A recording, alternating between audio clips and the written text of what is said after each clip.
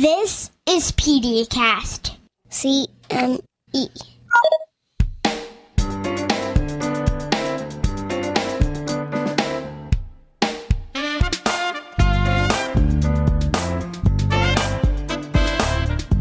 Welcome to PediaCast CME, a pediatric podcast for providers.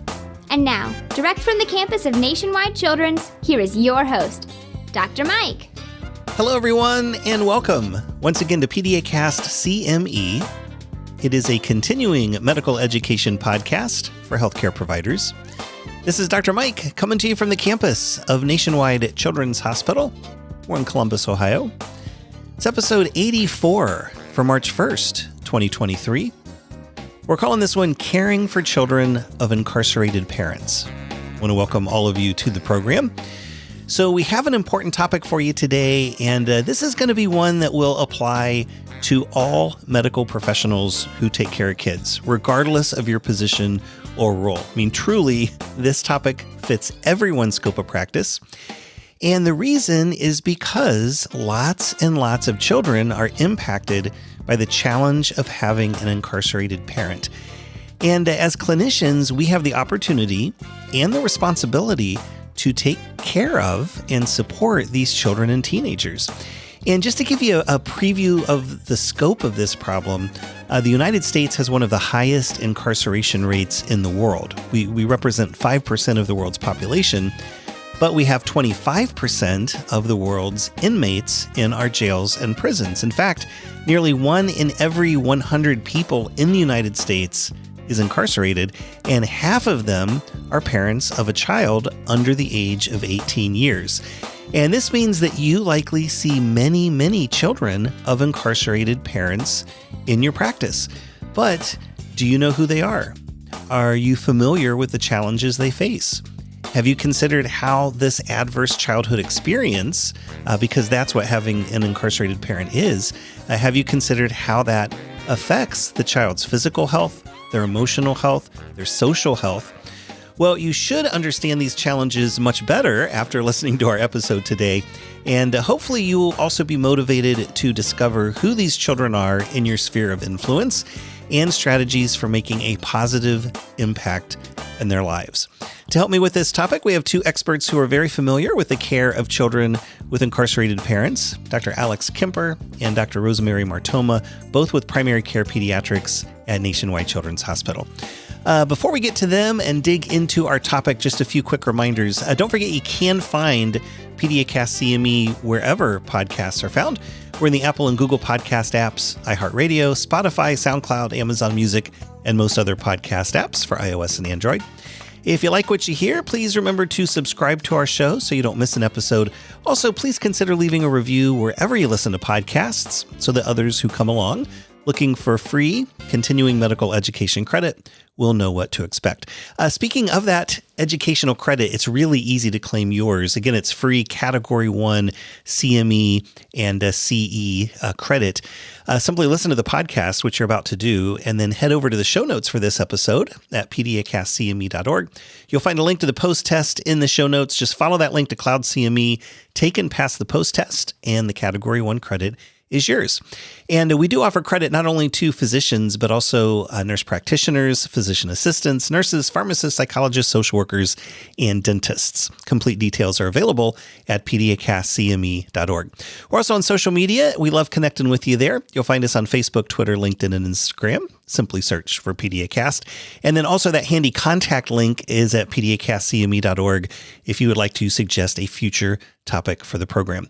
Also, I want to remind you the information presented in PediaCast CME is for general educational purposes only. We do not diagnose medical conditions or formulate treatment plans for specific individuals. Also, your use of this audio program is subject to the PediaCast CME Terms of Use Agreement, which you can find at PediaCastCME.org. So let's take a quick break. We'll get Dr. Alex Kemper and Dr. Rosemary Martoma settled into the studio, and then we will be back as we consider caring for children of incarcerated parents. It's coming up right after this.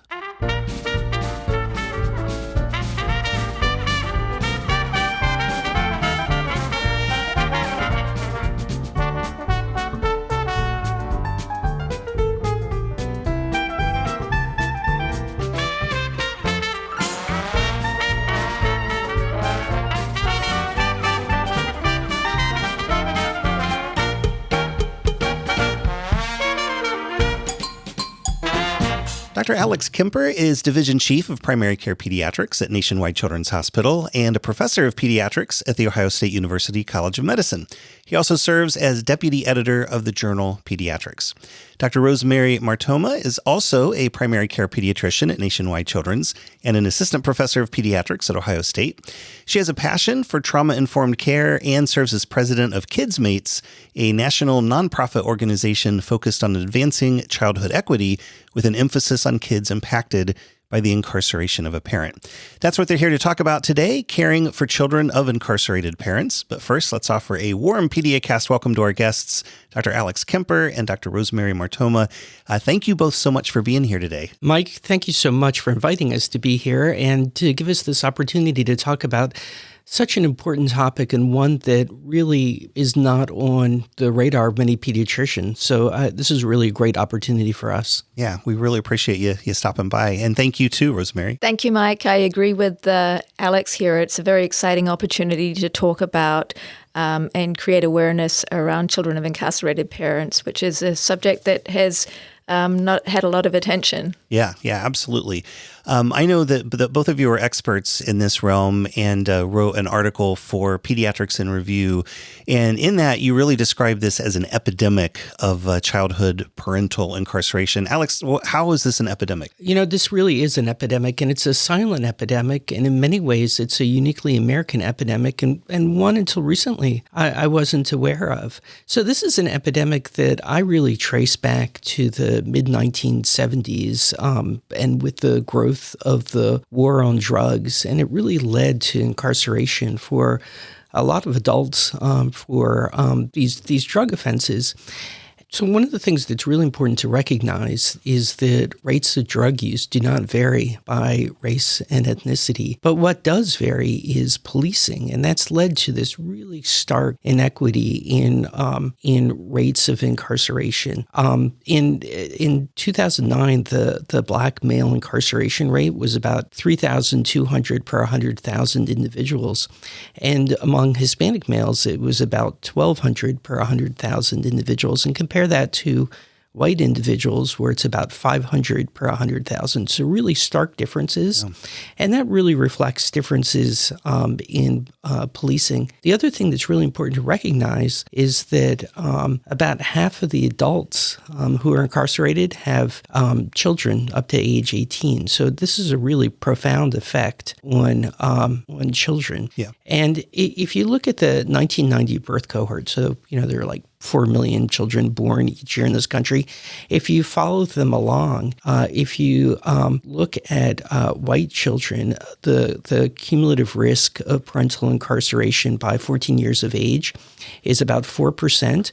And if you compare that to the black population, it's up to 28%. So really, really traumatic rates, and ones that, to be honest, as a pediatrician until recently, I didn't recognize at all. Yeah.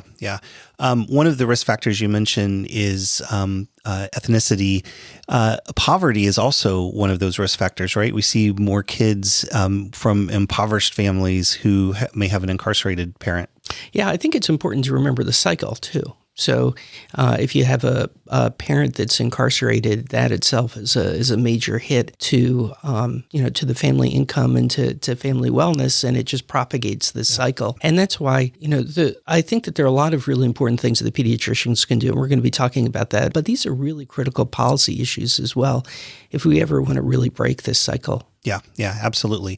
A couple more data points that I found interesting was one that the USA has 5% of the world's population, but 25% of the world's incarcerated prisoners. So to some degree, this is even a bigger problem in the United States of America compared to other industrialized countries in the world. Yeah, I mean, it's really stark and traumatic. And as I talk about this to other people, sometimes I get this pushback of like, well, there's are certainly people who are criminals who belong in jail. And clearly they're violent offenders. We want to protect children from issues like domestic violence. And so I'm not arguing that there's no role for incarceration. I think that's important just to put out there because we do get pushback as we talk about this. But really, when you think about these numbers, we have to think as a society, what's our goal? Why are we incarcerating so many people? And are these, for many people, are these minor offenses, these minor drug offenses really worth the long-term societal impact? Yeah,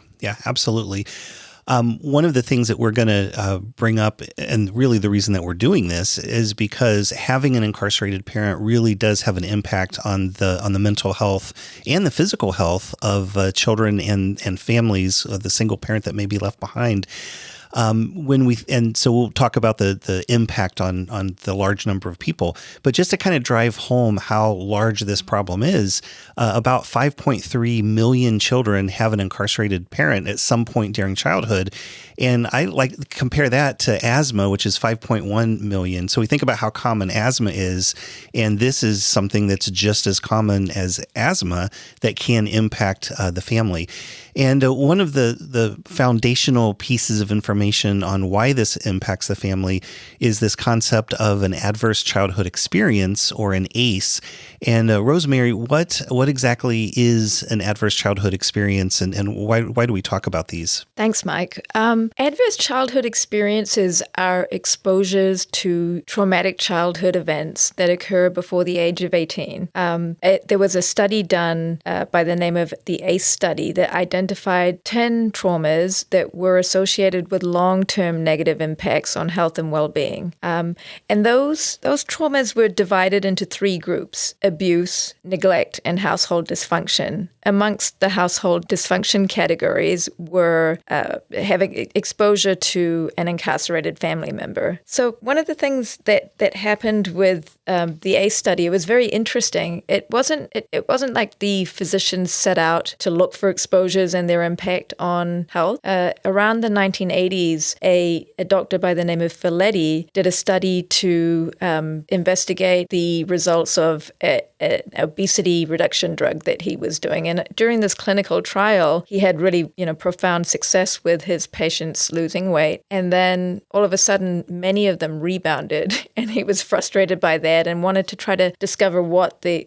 cause was. And one by one, he happened upon his patients telling him that they'd had traumatic exposures. And it led him to kind of think, well, maybe there's an association between these traumatic life exposures and obesity, and maybe I'm on, finding something that no one knows about. And so he joined up with the CDC, and together Dr. Filetti and Dr. Ander from the CDC did what we call the ACE study. And they found, after doing a history and physical exam on 17,000 patients, they followed up with a survey, and the survey asked about a number of different childhood exposures. And when they put all the data together, they came back and found that there were 10 childhood exposures, the ones that we just mentioned, that were associated with long-term mortality, morbidity, and disability. And from there, I think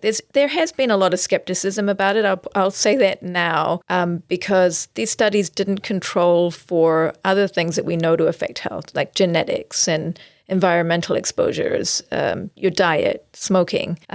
So I think at the time, both Ander and Filetti thought that this was going to prompt a huge change in the way we looked at medical healthcare. And now, having identified these exposures, we would now just be screening for them and knowing how to and what to prevent. But because of the skepticism by many people in the medical community, it wasn't adopted as Ander and Filetti had predicted. So what happened was the CDC then did follow-up trials to kind of get a sense of how this impacted America. And they found that 1 in 6 American people are exposed to 4 or more adverse childhood experiences. And 2/3 of Americans are exposed to at least 1 adverse childhood experience. And that the impact really was an association with the top 5 out of 10 leading causes of mortality. therapy. And so I think that there are two schools of thought on this, and the most important takeaway is that there is an association with health-harming effects throughout the life course. Anda and Felitti took it to the next step where they came up with an ACE scoring system. So we talked about the 10 identified ACEs. What they did was they showed the relationship of risk to your ACE score. And what they found was that simply put, the higher your ACE score, the higher your risk of negative health and well-being later in life. And so I think we've learned a lot about the impact of negative adverse childhood experiences on early childhood, but we still don't know exactly what the correlation with long-term health and well-being is. And I think there's reason to be very cautious about turning the correlation into causation. And as we'll talk about a little bit later, the impact of developing strategies to make children resilient is a huge key component and affected by many of the things that we talked about, the environmental exposures and genetics too. Yeah. I want to just run through very quickly those 10 pieces that make up the ACE score. So the 10 different adverse childhood experiences. And as you had mentioned, they can be broken into abuse, neglect, and household dysfunction. And so if we just run through them, we can see physical abuse, emotional abuse, sexual abuse, physical neglect, and emotional neglect, and then mental illness, domestic violence, divorce, substance abuse, and then an incarcerated relative. And that's why we're talking about this, because it is one component of that ACE score. And whether it's associated or causative, and as you say, this is a hard thing to study, really, to control for so many different variables. But whenever we form a hypothesis, there's usually some reasoning behind forming that hypothesis. And in this case, that is that these higher ACE scores are probably associated with toxic stress, and that being this concept that when you're really stressed and have the flight or fight experience, that can be an issue with cortisol levels. Yeah, I just want to amplify and add to what you said. So there's really a large body of evidence now that links exposures to these ACEs, as you outlined, to toxic stress. And we know that that's associated with increased cortisol levels, and that chronic exposure to increased cortisol levels has lifelong impacts in terms of adult chronic disease. We also know that continuous exposure to these toxic stressors leads to epigenetic causes. So there is strong biologic argument for how these ACEs, including exposure to having a parent incarcerated, leads to lifelong health problems. But I also like to balance that by saying we need to be careful when we think about these things and not think that these children are doomed because they've been exposed to this ACE and toxic stress. There are a lot of things that we can do to really help families, and I know we're going to dig into that, but I do want to be clear that we know that these ACEs are harmful. And when you add this to the other, alphabet soup of things that we worry about, so SDOH, right, social determinants of health, social needs, social risks, these all really come together.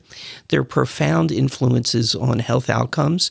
And, we should feel good. We should feel powerful that there are things that we can do to directly help these families. Yeah, I love that balance. And I was going to mention we have a show that we did. It's actually the CME for the episode is expired because it's over 3 years old, but it's still very relevant. It's episode 26 on toxic stress and resiliency. And in that, again, the balance thing, it's not just toxic stress. We also have to talk about resilience. And oftentimes that involves a positive, loving adult role model and a mentor, so to speak, even if it's not the parent in a child's life. And that can go a long way into relieving the effects of toxic stress in theory. And again, there's great studies. There's some studies that aren't so great that have been criticized.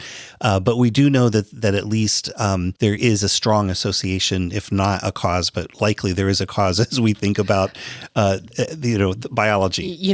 There are a lot of things things that we do that are supported by less evidence. And just on the face of it, I don't think that you can argue that helping these families that are exposed to this toxic stress is going to be harmful. Yes. Yeah, absolutely.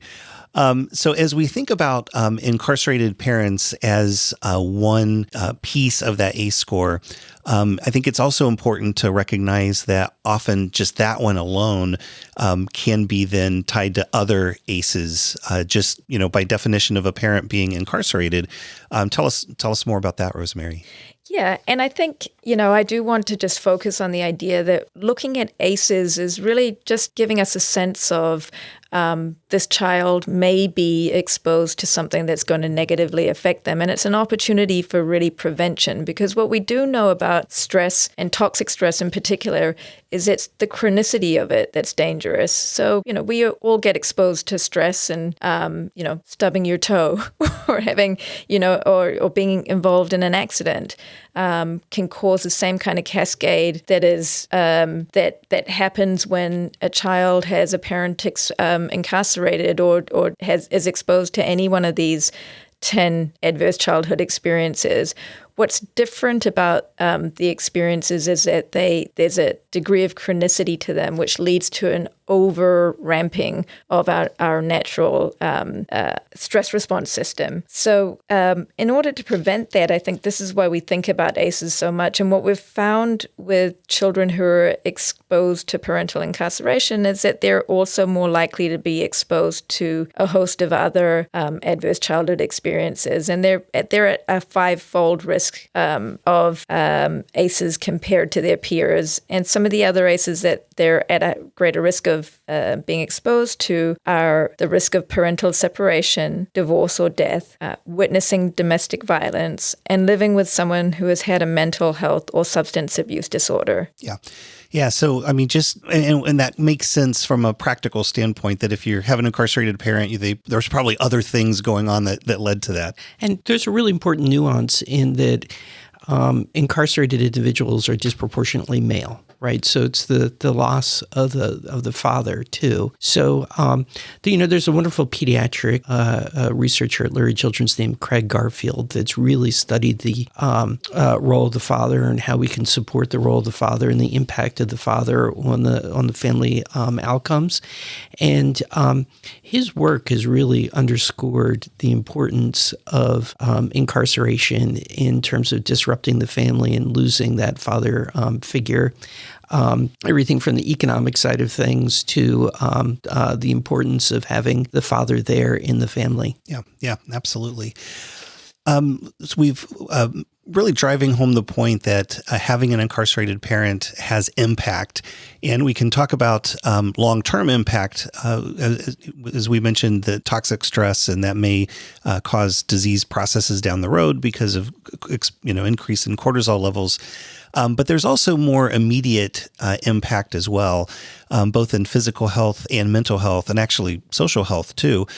So let's kind of run through those, Alex. How does having an incarcerated parent affect a child's physical health? So when I think about the impact of incarceration on a child's physical health, I really think about it at multiple different levels. So there's the impact of losing that stability in the home on the family. And so we know that there's decreased access to care, less health care utilization, increased in things like, visiting you in the emergency department.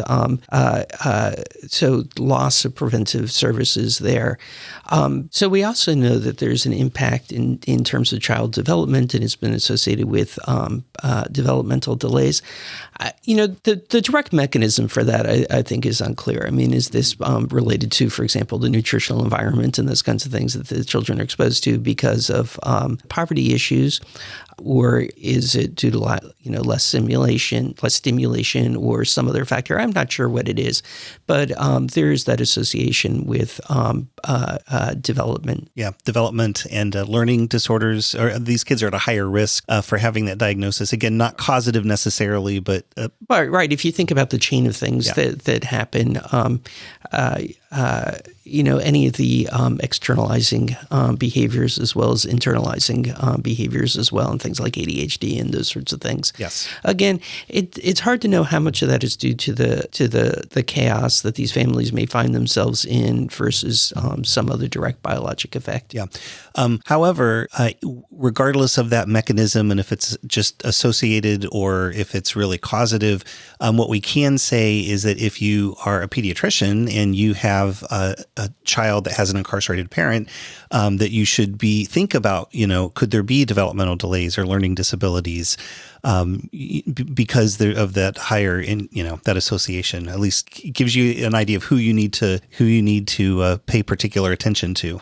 And I think there's a great opportunity too for the pediatrician to think about the context that the child lives in, and to that end, work more with the schools. Yeah. Some of those children will need IEPs or 504 plans to help them during these very difficult times. Yes, and then as we think about the child's mental health, you had already mentioned things like ADHD and even conduct disorders, suicidal ideation, anxiety, depression. These are all associated, correct? Yeah. I think, one of the things I would say about physical health is that it's not always, the key to being able to care for a child of an incarcerated parent is identifying this. And I know we'll talk about it a little bit later. Even though it's a very common event in the clinical setting, it's a very rare case where a family will disclose this to you. And I think a lot of the reason is that it hasn't been publicly connected that having exposure to a family member who is incarcerated leads to health problems. I think people think of it more of a social issue than a physical issue. And so if you're in a situation where sometimes, you're not going to get that disclosure, there are ways for you to think about it backwards. If a child is presenting in clinic with emotional responses, sadness, confusion, anger, guilt, loneliness, those are some of the things that children can feel when a parent is taken away or from the house and they're not sure what's going on or how to react to it. And many of those kind of emotions often can also translate into somatic type of symptoms. So we see sometimes in the clinic, we might see a patient with a sleep disorder, or developmental regression is another one where they'd achieved milestones and suddenly now they're wetting the bed. Those should, I think, prompt awareness that there might be something underlying these somatic issues that we're seeing. So a lot of time it's going to come down to, seeing these very common childhood issues in your clinic and then thinking back and saying, hey, I need to have a deeper thought of this. If this is a long-term problem that's happening with this child, why is it happening and what's the root cause of it? And sometimes that's the way that we're going to discover this, that, developing a relationship with the family over time and having them be more trusting and wanting to disclose those things. So over time, some of the things we'll see in addition to a developmental delay might be a language disorder or learning disability, and then behavior and conduct disorders or even attention deficit, ADHD. And I think a lot of times you've got to be alert to the potential background of dysfunction at home that might be causing some of these emotional symptoms, but also the somatic manifestations of those emotional symptoms. And that's why it's so important to think about, when kids can present with such a wide variety of things from mental complaints to somatic complaints, but just remembering that if these things are happening over long periods of time, then maybe we need to review what the initiating sequence is. And what Rose brings up, I think, is a really interesting challenge that we all have. So do we try to identify upfront the children that have been exposed to having an incarcerated parent? Or do we wait until symptoms are there and then somehow try to think about assessing whether or not incarceration might be playing a role here? I told you some pretty stark numbers, right? The rates are unbelievably high. And I think it opens up lots of questions about what we should be doing to identify these children up front. Now, Rose is much more of an expert than I am about how to do that. the safe and appropriate way to do that. But it just does bring up a very complicated issue. Yeah, absolutely. Before we get to talk, how do we bring this up? And we will get to that in a moment. I also wanted to point out, in addition to physical and mental health issues, there's this idea of social health, and having an incarcerated parent also impacts that. What is social health, Alex? It's social health is one of those things when you see it, right? But it has to do with the entire environment that the child lives in, how they grow and how they thrive and reach their potential. What I would say is, if you have a parent that's incarcerated, you're not going to bring that up during show and tell. This is something that is obviously very private, very difficult to discuss, and so not only does the affected child not want to talk about it, but generally the families don't want to talk about it. It leads to major family disruption and the long-term impacts that we've already talked about before. But it just completely disrupts everything. Yeah. And because of that disruption, we're going to see more housing instability, food insecurity, homelessness, maybe, kids moving from school to school, which can be very stressful, and, leaving friends and those sorts of things. Right. So there's the social needs, the things that we think about. So housing insecurity, food insecurity, energy insecurity, transportation, all those kinds of things. But I also want to think about social health even in a broader way in terms of the community. So we know that there are communities, there are zip codes that we can point out in Columbus, and I'm sure listeners in their various cities that they know are more disproportionately affected by these issues. And it really just unravels the whole framework. This is what gets to, the issues of social determinants of health, those things in the environment that regardless of individual social needs, impacts long-term health outcomes. Yeah, absolutely. We talked about there being a disparity between different races and incarceration rates. We can also say that there's a difference in school disciplinary actions, things like suspension, expulsion, the school getting the police involved to arrest a child. We do see a disparity among kids without an incarcerated parent and those who do have an incarcerated parent. Rose, you're nodding. What do you think about that? I think Alex summed it up really well. Social health, the way we think about it and screen for it. There is a validated screener for the social determinants of health, and many of them is really, the determinants, the environmental factors that we talked about that can foster good health, and when negatively impacted can lead to negative impacts on health and well-being, and children who are exposed to parental incarceration. I think it's not simply an exposure, it's the removal of a parent. And I think that is underlying to many of the cascade of issues that happen. And one of the biggest ones really is a loss of financial stability also that we don't think about. We know, there's, of course, when you lose a parent, there's going to be an emotional response, but the social things that we don't think about are that loss of financial instability that can cause you to then lose a lot of the things that you were used to. You may have to move away from your community or your school. And so a lot of the parents that are removed or, incarcerated are fathers. There's a whole set of different exposures when a mother is removed.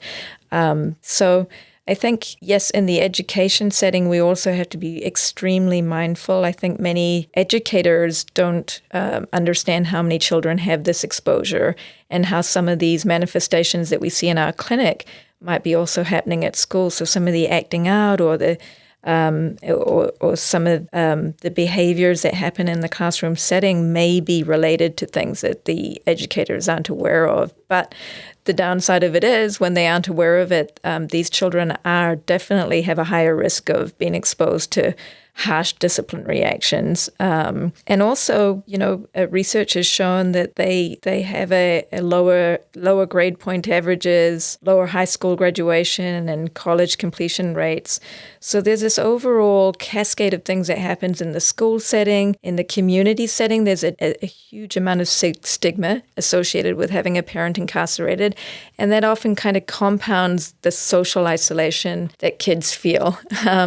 It's it's very tricky because I think families have to navigate around the idea of whether to disclose parental incarceration. I think we're still, unfortunately, at a stage where people look at that as a stigma, not as a reason to support the child. And I think until we change that balance, it's going to be very difficult on children who are dealing with this exposure because there's a lot of confusion about how to move forward. Yeah.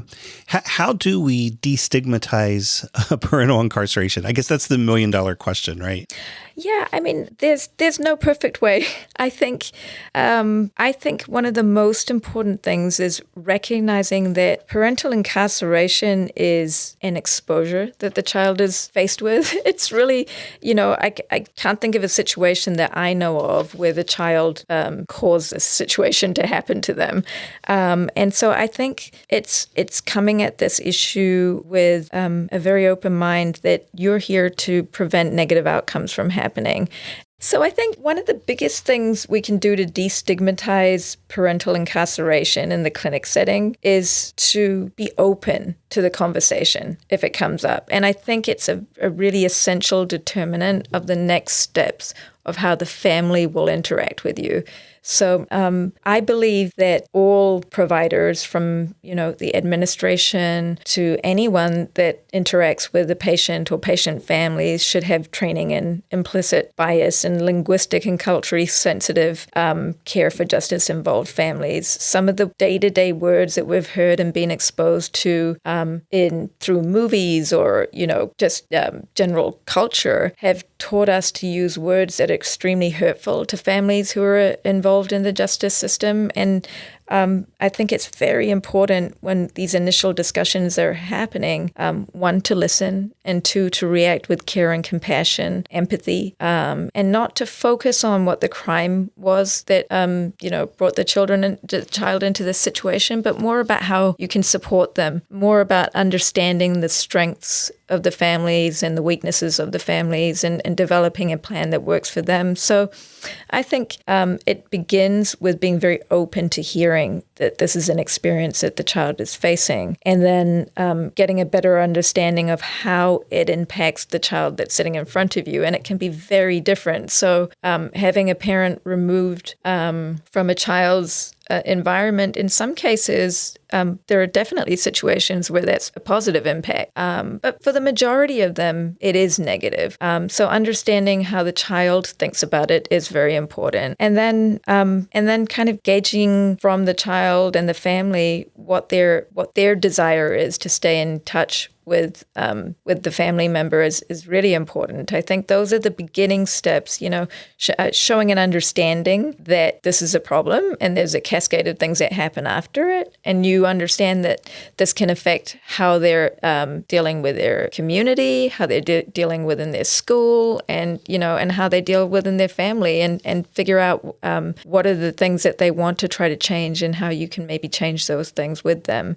Some of the questions that I think are really important when someone's made that step of disclosing to you is understanding what the child saw when the parent went away. We know now, and there's good research to show that a child who witnessed a parent's arrest is more likely to be negatively impacted. So we have to be very thoughtful about whether that experience happened. The other thing is, it's a very common phenomenon that parents don't disclose exactly what happened to the parent, to the child, and so the child can be faced with confusing explanations about where their parent went, and sometimes they internalize that as self-blame, like, oh, my parent left because I did something. So getting a good sense of what the child knows is important too.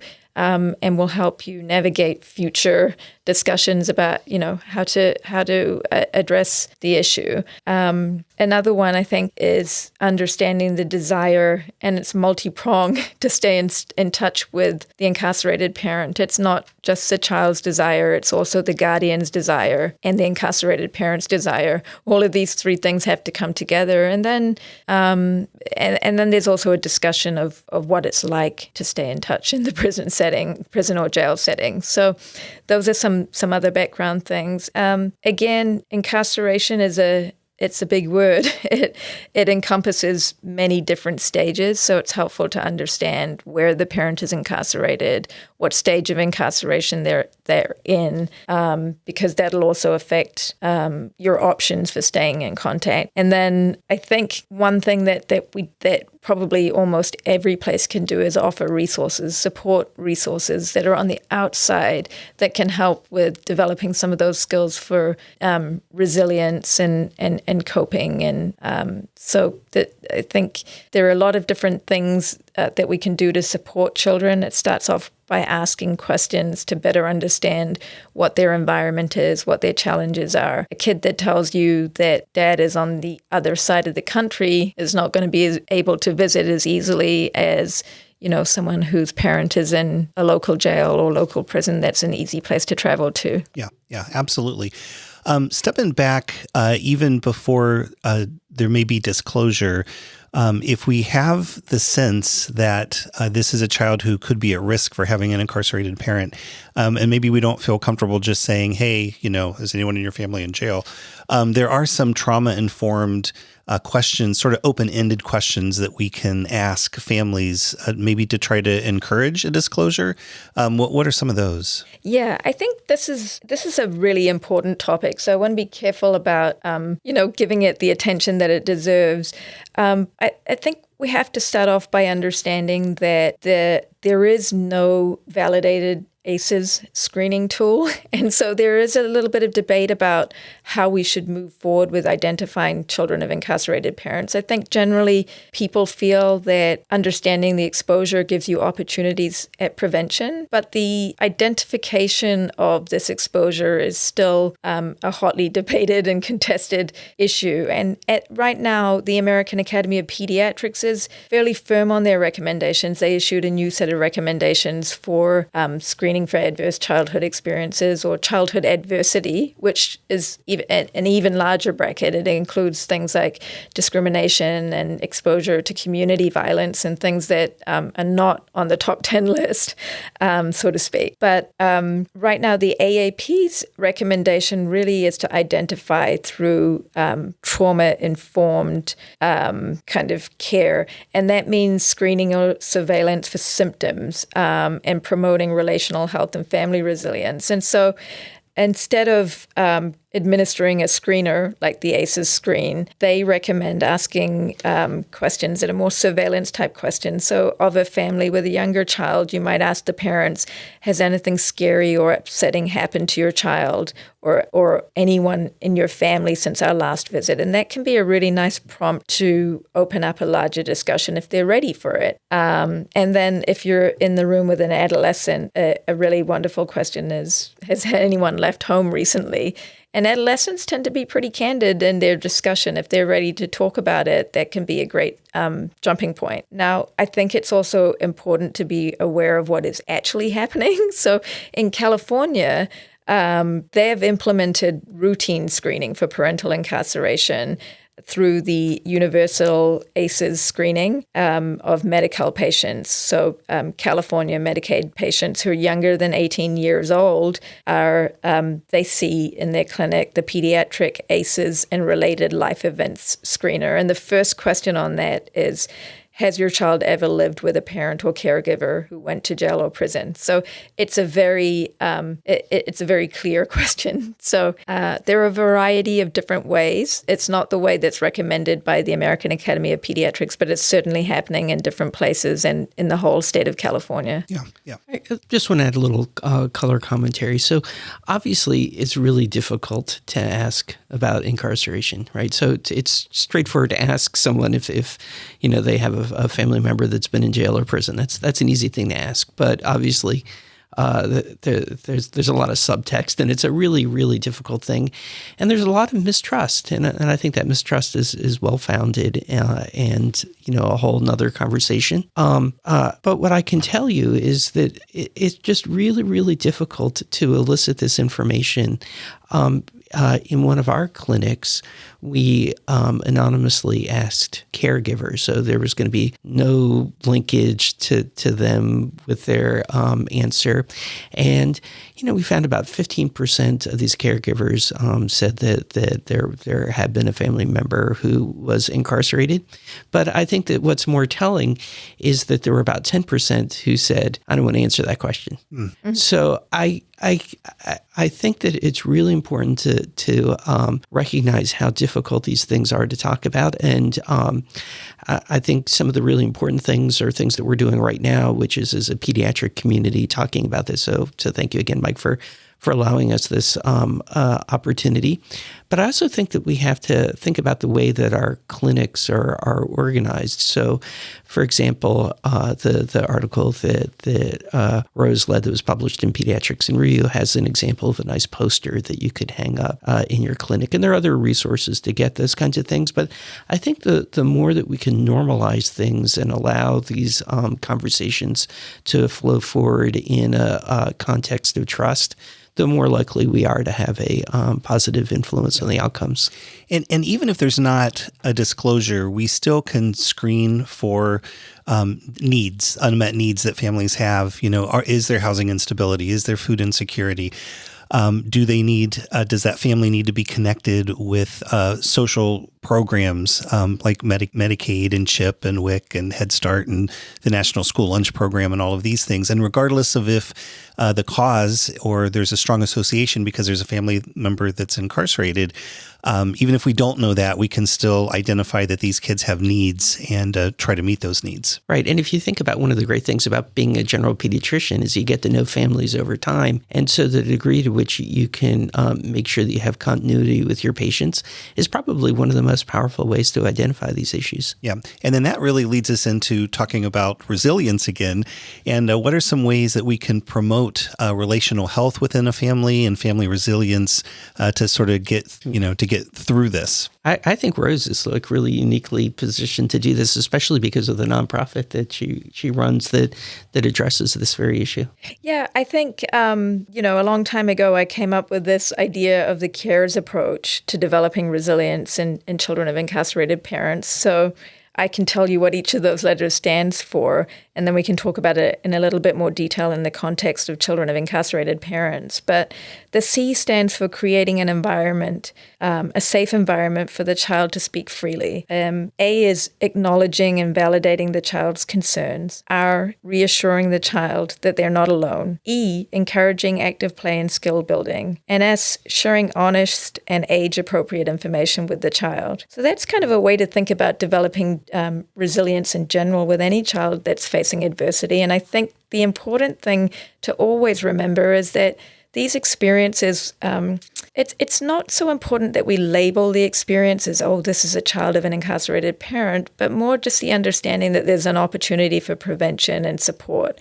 And I think one of the really big things about children of incarcerated parents is they really don't want to be labeled. They want to be supported.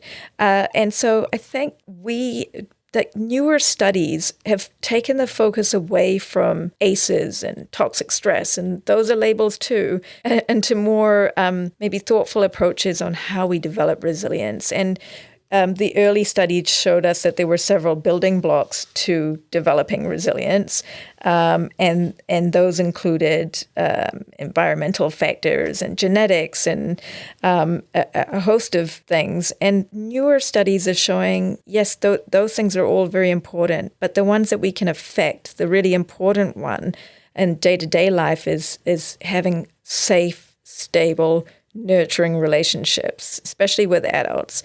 And they can really help to buffer a lot of the maladaptive responses that we talked about earlier. And so I think as we think about those experiences when a parent has been, those relationships, when a parent's been removed from the environment and there's a lot of stigma involved, it can be sometimes very challenging to find those relationships. And more recent research is finding that not just any adult, while it's really wonderful to have a teacher that's supportive or a coach that is supportive, it is really the parents that are the key relationship in supporting resilience. And so one of the things I think we all forget in this situation is that the parent who's incarcerated is still a parent and can still be in that role of being the supportive parent. And so incarceration doesn't mean that you have cut off the parenting relationship. It's possible and very doable through a variety of different ways. It's not perfect, but it is doable to have the incarcerated parent be in the child's life if that's a beneficial influence. Yeah. And so I think if I was giving a bullet point of what you do to promote relational health and family resilience, it is identifying whether the parent that left is an important part of the child's life and figuring out ways to help them continue that relationship. And in the absence of that, where that's not a good relationship, then the caregiver or the parent who's at home is going to be the key to supporting resilience. Yeah. You'd mentioned CARES and went through what each of those letters mean. For folks who would like to look this up and learn more about this and remember exactly what each of those letters are, the Kids Mates website has a page with the CARES approach to promote resilience, and we'll put a link to that in the show notes so folks can find it easily. And also a link to Kids Mates in general, which again is a nonprofit that's very interested in developing resilience in the face of parental incarceration. And so we'll put a link so you can explore that website. Also, Sesame Street has a very interesting and helpful series called Coping with Incarceration. And then the American Academy of Pediatrics, their Healthy Children site, has an article on tips to support children when a parent is in prison. So all of these resources that you can share with families, we'll put links to them in the show notes for this episode 84 over at PediaCastCME.org. You'd mentioned parents, if it is determined that this is a positive influence and we really want to still try to maintain that parental role even when a parent is in prison, there are lots of ways that you can connect. And probably the best way to figure out what's possible is to go to that correctional facility's website. And they have on there how you can get a hold of the inmates, correct? Yes, correct. So I'm just going to correct you on the word inmate. Oh, okay. Yeah. No, please. But that's yes. So I think the parent, the incarcerated person who is incarcerated. So we're learning all about first person language. Yes. First language. So yes, I think there are many ways. It's not always easy to figure out how to stay in touch.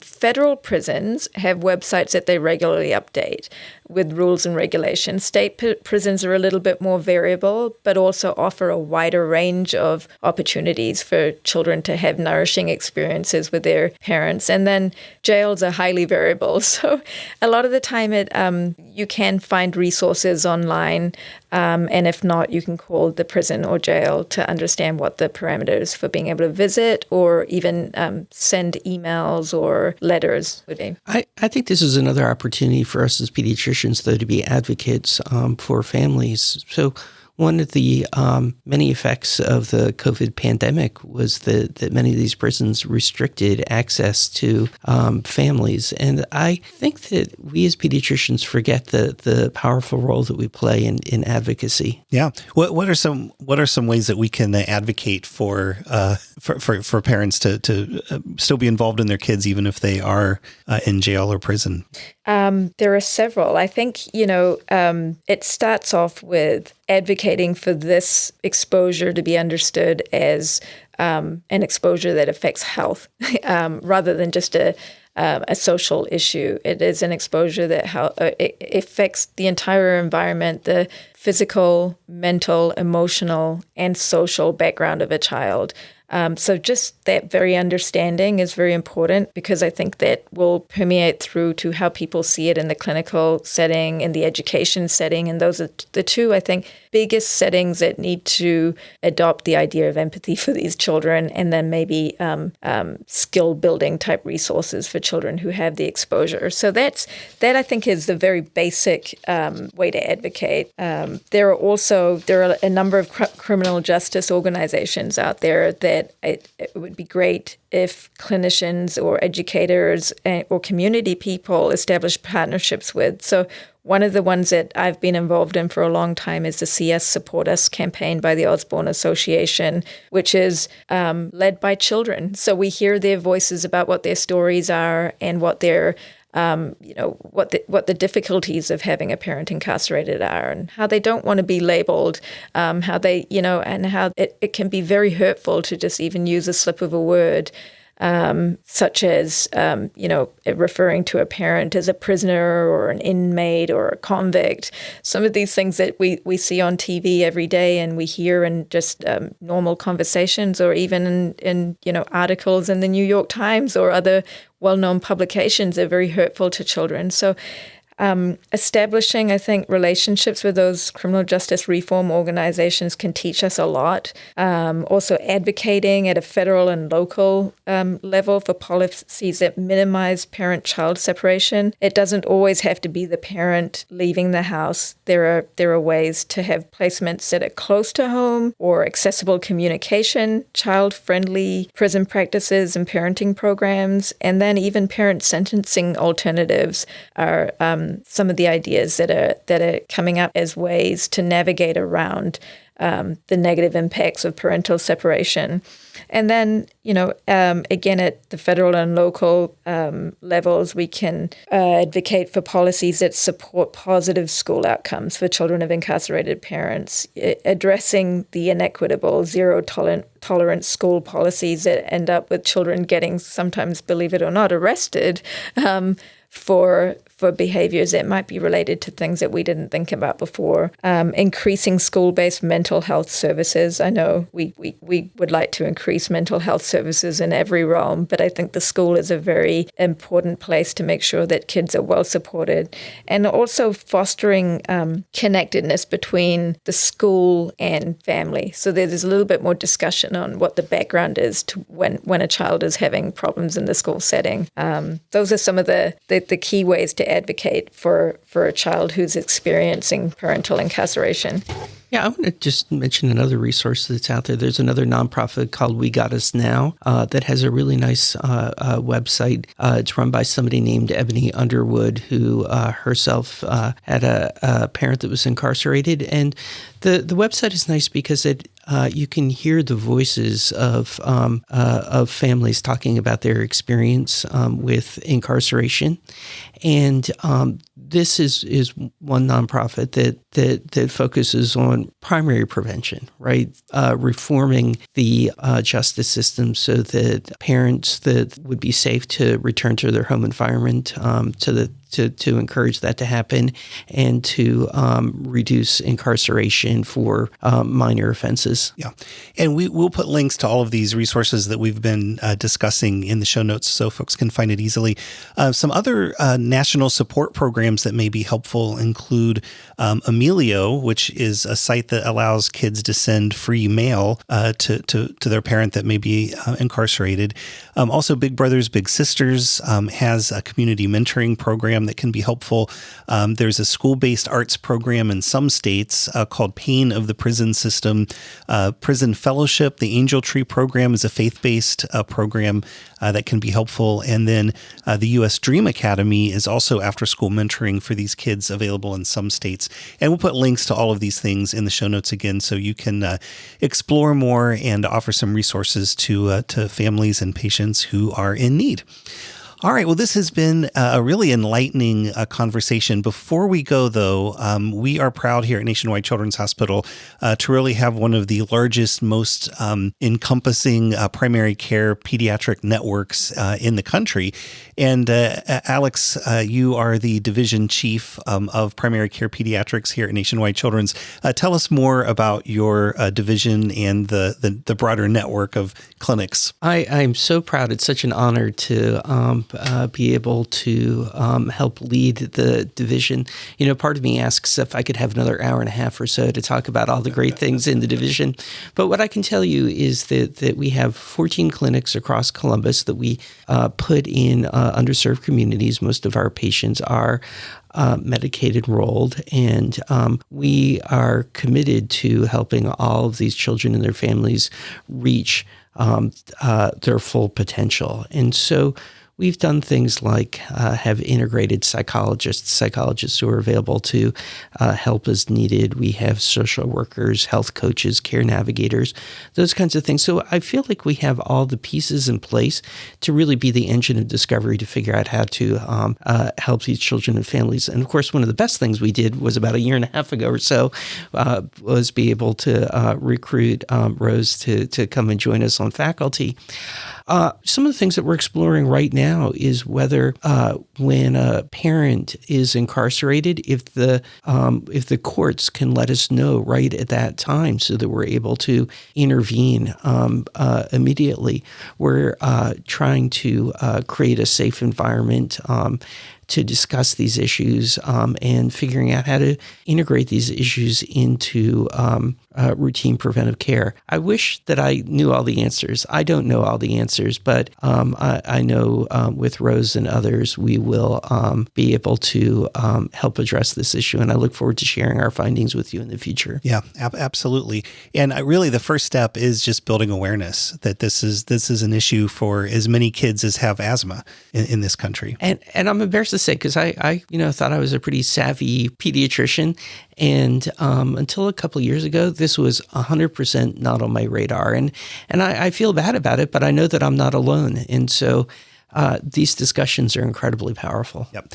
And once again, we'll have links to lots of resources for you over in the show notes, and also a link to primary care pediatrics at Nationwide Children's if you would like to learn more about what they do. So once again, Dr. Alex Kemper with Primary Care Pediatrics and Dr. Rosemary Martoma, also with Primary Care Pediatrics at Nationwide Children's. Thank you both so much for stopping by today. Thank you very much. Thank you for having us.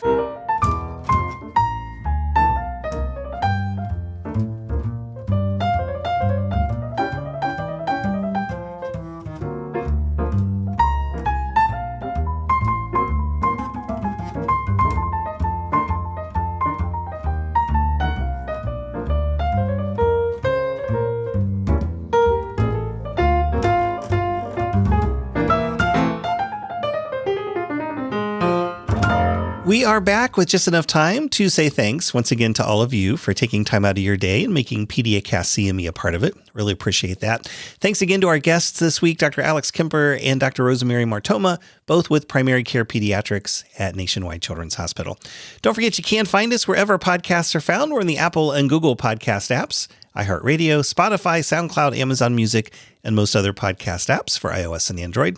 Our landing site is PediaCastCME.org. You'll find our entire archive of past programs there, along with show notes for each of the episodes, our CME information, that terms of use agreement, and the handy contact page if you would like to suggest a topic for the program. Reviews are helpful wherever you get your podcasts. We always appreciate when you share your thoughts about the show. And we love connecting with you on social media. You'll find us on Facebook, Twitter, LinkedIn, and Instagram. Simply search for PediaCast. So you have listened to the podcast. Now be sure to claim your free Category 1 continuing medical education credit. It's an easy thing to do. Simply head over to the show notes for this episode, 84, over at PediaCastCME.org. You'll find a link to the post-test in the show notes. Follow that link to Cloud CME. Take and pass the post-test, and the Category 1 credit is yours. And it's free and super easy to do, right? Again, we offer credit not only to physicians, but also nurse practitioners, physician assistants, nurses, pharmacists, psychologists, social workers, and dentists. Complete details are available at PediaCastCME.org. Also, don't forget about our evidence-based podcasts for moms and dads, a plain PediaCast. Lots of pediatricians and providers also tune in as we cover pediatric news, answer listener questions, and interview pediatric and parenting experts. Shows available at the landing site for that program, PediaCast.org. Also available wherever podcasts are found. Simply search for PediaCast. Thanks again for stopping by, and until next time, this is Dr. Mike saying stay informed, keep it evidence-based, and take care of those kids. So long, everybody.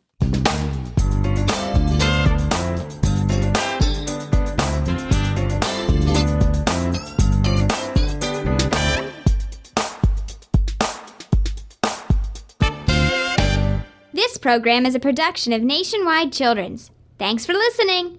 We'll see you next time on PediaCast CME.